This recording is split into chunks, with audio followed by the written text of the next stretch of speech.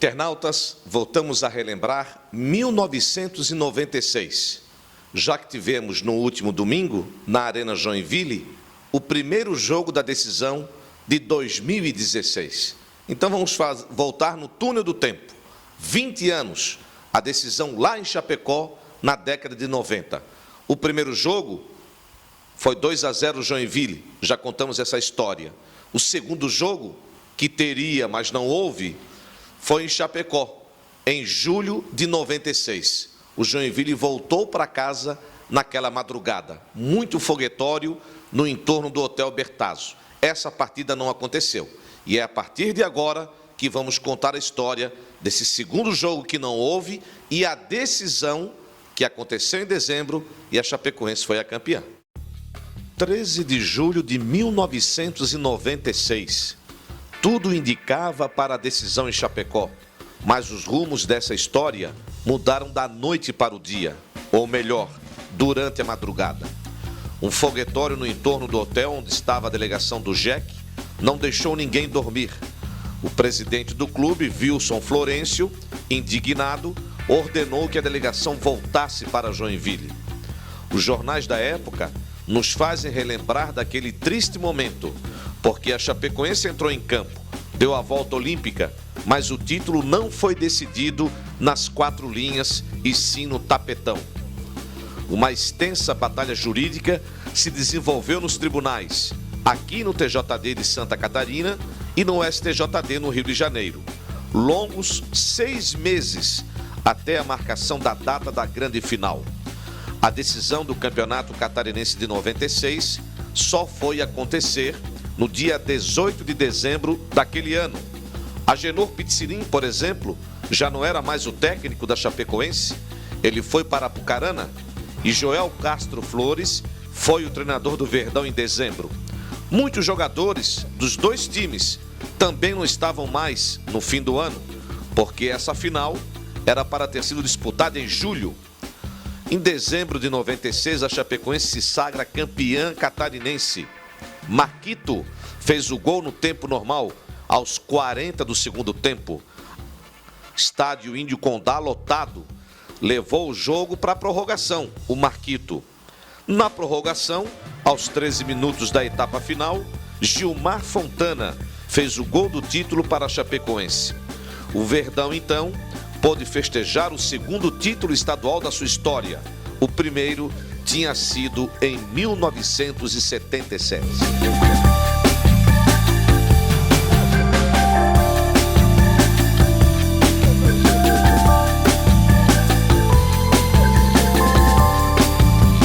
E sobre essa decisão, trazendo mais detalhes, está comigo aqui Sérgio Murilo, que à época era narrador naquela partida pela CBN Diário. E eu tenho 2 fotos para confirmar a nossa presença. Essa foto do Itá, erguendo o troféu, grande lateral.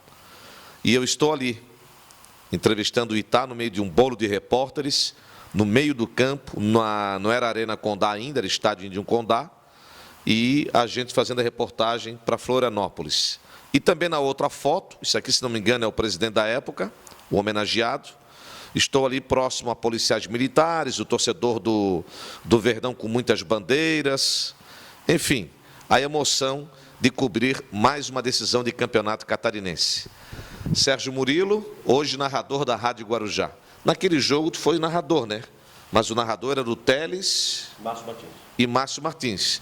E já estavas iniciando, ou já tinha um bom período, na narração esportiva. Eu quero relembrar alguma coisa que eu esqueci, mas que tu pode nos ajudar, tudo bem? Um abraço, Poli. Um abraço para quem nos assiste. É verdade, foi uma das maiores coberturas, talvez, que uma das menores equipes acabou fazendo, que era eu e você. A decisão não envolvia clubes de Florianópolis, e à época era o início da rádio CBN, e nós fomos os 2 primeiros repórteres, ou os únicos praticamente, fomos contratados, e eu já narrava. E na decisão, o JB Teles, que era o coordenador da equipe, acabou me presenteando. Disse, tu vais narrar a decisão, vai tu e o Polidoro. E nós já tínhamos entrosamento suficiente, fizemos outras épicas lá em Chapecó, um tal de supercampeonato que falaram, que invadiram o campo, que, enfim, nós fizemos. E essa decisão foi especial porque ali eu acho que marcou essa transformação da Chapecoense. A Chapecoense passou a ser um integrante do campeonato a ser um dos protagonistas do campeonato. Acho que ali a Chapecoense começou a mudar a sua cara perante o futebol de Santa Catarina. Foi o segundo título, o primeiro em 77. Para ver que já tinha 9 anos, ia para 10 anos que a Chapecoense não ganhava um título. E aí com o Itá, com o time forte que foi montado, a Chapecoense chegou na final, mas o Joinville tinha um time forte. O Joinville, pelo nome, pela camisa, por ter sido campeão várias e várias vezes, o Joinville tinha quase que a preferência, ou era favorito para o jogo. Né? E havia um clima, mudou bastante isso também, mas havia um clima pesado, assim como quem diz, a Chapecoense não vai perder o título. Então havia um clima, uma rivalidade criada até pela imprensa, e isso também mudou em Chapecó, ainda bem.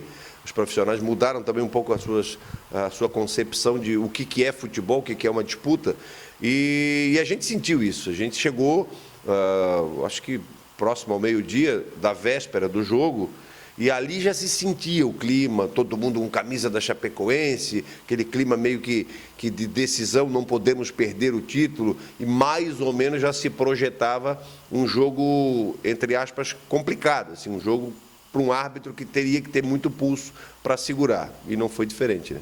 O foguetório foi durante a madrugada e nós acompanhamos porque estávamos no mesmo hotel, Bertazzo, onde estava o Joinville. Não deu para dormir naquela noite, né? Eu lembro bem que nós participamos até de uns programas lá em Chapecó, de rádio, e aí a gente saiu para jantar, depois voltamos para o hotel, e eu acho que era por volta de, sei lá, 1h30 da manhã, por aí. Começaram as baterias.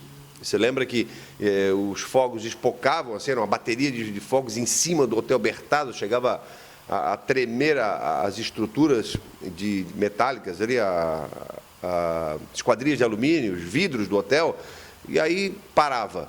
Aí dava 15 minutos, vinha uma nova bateria. Aí eu lembro que tu tinhas levantado, disse assim, Sérgio, isso aqui vai rolar durante a noite toda. E o Joinville estava lá e o Dalmo Bozano estava lá.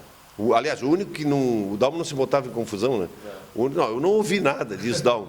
Eu não ouvi nada, era impossível não ouvir, né? Quem estava no hotel... Até em municípios vizinhos se ouviu, como é que não ouviu dentro do hotel? Não, Xanxerê, Xaxim, ali, aquela região toda, todo mundo ouviu os fogos.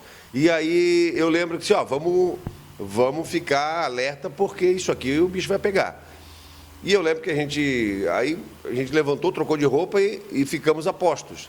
Aí já começou a movimentação dos dirigentes, o Anturreja ali do Joinville, o gerente de futebol, o diretor de futebol, aí acorda um jogador, vai para o corredor. O presidente Wilson Florencio foi que determinou a volta. Exatamente, até a decisão final, primeiro ele determinou que eles iam sair do hotel. Eles foram para Xanxerê, você lembra? E primeiro eles foram a Xanxerê, pegaram um hotel, o Hotel City em Xanxerê, e foram para Xanxerê. E depois veio logo cedo, a gente ficou em contato com eles, e aí veio logo cedo a decisão, nesse domingo, a decisão de voltar para Joinville. Sair de Xanxerê para Joinville e não disputar a decisão. Foi a grande surpresa, no caso. Você lembra até que quando a gente chegou no estádio, tinha programa gravado, os caras tinham gravado programa na televisão, a grande decisão, e não ia ter mais jogo. E nós dois, éramos os únicos a saber que o Joinville não ia disputar a decisão. Sim, porque na Rádio CBN tínhamos o Atualidade Esportiva, eu acho que era 7 da manhã, 7h40 da manhã, já demos a notícia, não vai ter decisão. Foguetório em Joinville, em Chapecó, na delegação do Joinville, e etc. e tal. Quando chegamos na Arena Condá, acabamos nós dois sendo entrevistados, sendo atração, porque eles não sabiam de nada. É aquela história de estar na hora certa, no lugar certo. Agora, só tem um detalhe, eu não lembro, eu acho que eu não tinha celular. E também, nós estamos falando de 1996, se tivesse celular não seria com a qualidade de hoje, de câmera, de tantos megapixels, de qualidade. Eu acho que eu não tinha celular. E se tivesse, era um PT 650. Aquele que a bateria era mais pesada do que um carro. Era o tijolão. Mas a dificuldade de comunicação por celular era grande, né? Hoje também não está muito fácil, mas era bem maior. Quando eu falei que quase 10 anos, deixa eu corrigir, 19 anos, quase 19 anos que a Chapecoense não conquistava um título. Mas eu lembro que nós acabamos virando atração dentro do estádio. Porque quando a gente chegou, e eu cheguei, fui para as cabines, e você foi para a pista, e as pessoas, aí, lógico, a gente começou a espalhar a notícia. Falou, o Joinville já foi embora, o Joinville não vai jogar. E aí começou aquele burburinho, aquela coisa, e não tinha onde eles catarem notícia. Aí, quando eu olhei lá de cima, estava dando uma coletiva, parecia o presidente da República. Parecia o presidente da República. E aí não foi diferente comigo lá em cima também, e aí a gente começou a explicar tudo. Nós tínhamos a entrevista do presidente do Joinville, do diretor do Joinville, do Dalmo Bozano. O gravador funcionava, celular não. Mas eu lembro, acho que foi... Eu não lembro se foi o Maringá, se foi o Nardella, eu não lembro quem foi o jogador. Uns 2 jogadores a gente conseguiu entrevistar naquela correria de sai do hotel, vai para o ônibus, aquela coisa toda. E aí nós até aventamos a possibilidade, mas como estávamos só em 2, de um de nós irmos com o Joinville, com o Joinville para Xanxerê. Sim. O que acabaria não rendendo, porque o Joinville acabou indo embora. Mas ficamos no contato. Eu lembro que ficamos no contato. Isso em julho, depois teve a final em dezembro. Aí depois veio a finalíssima, que a gente também transmitiu. Esses acontecimentos foi da primeira final que deveria ter acontecido, que acabou não acontecendo, em virtude do vandalismo aí da torcida da Chapecoense à época, ou parte da torcida da Chapecoense. Tu achas que evoluímos, isso não vai acontecer mais, ou tem que ficar de olhos bem abertos? Ao não acontecer mais, eu não aposto, porque ainda existem torcidas organizadas. E as torcidas organizadas, ou parte delas, algumas fazem um trabalho social bom, mas ainda tem aqueles que acham que torcida organizada é para causar tumulto, é para protestar. Protestar, sim, agora tem protestos e protestos. Usando violência e já passa... de torcida organizada passa para... já não é mais torcedor, é marginal. Aí é caso de polícia, não é mais caso dos clubes. Eu acho que isso tem que se fiscalizar muito, tem que se credenciar os torcedores, tem que se identificar todos os torcedores, porque isso faz parte de uma torcida organizada. Ok, então é uma parte que vai entrar no estádio. Os presidentes de torcidas organizadas têm que assinar como responsáveis pela torcida organizada, pelos seus integrantes.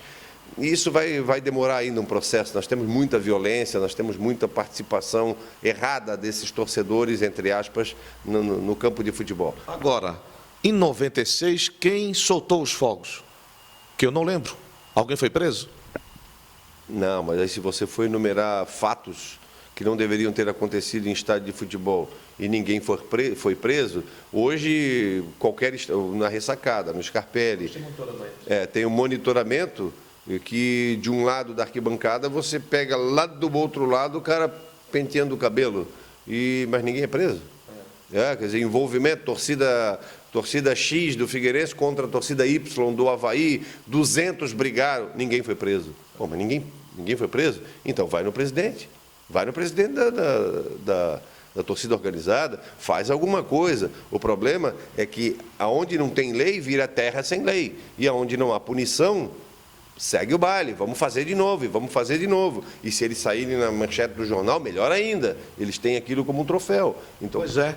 Quem soltou os fogos em 96, quem foi o mentor, quem participou, quem pagou, porque foram muitos fogos, foram baterias de fogos de artifício. De repente, agora está nos vendo, dando risada que fez aquilo em 96, há 20 anos, mas ninguém foi preso. Eu vivi isso em Fortaleza, não sei se tu estavas comigo, uma Série B contra Fortaleza e Avaí. Não, eu não estava, eu estava na Guarujá fazendo no estúdio e você estava lá em Fortaleza, que o Avaí não passou, né? Isso, exatamente. Também teve isso.